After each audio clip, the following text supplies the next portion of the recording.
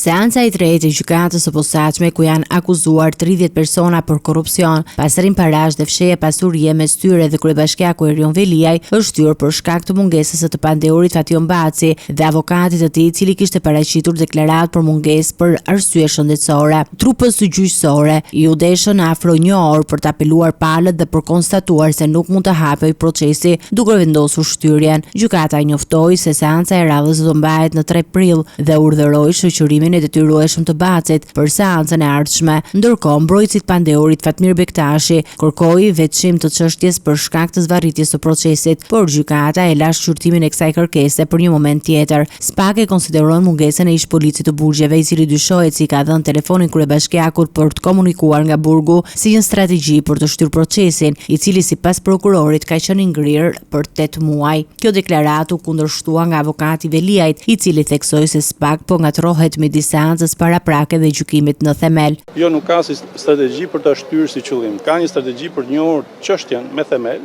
për të realizuar mbrojtjen.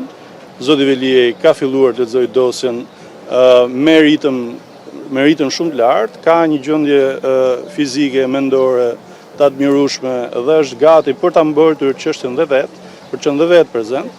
Ai gjithashtu njoftoi se kryebashkiaku do të kërkojë që gjykimi të zhvillohet me kamera për transparencë të plotë. Në seancë ishte i pranishëm vetëm një i pandehur, Elman Abule, ndërsa të tjerët munguan, edhe pse kishin firmosur prokurën për tu përfaqësuar nga mbrojtësit e tyre.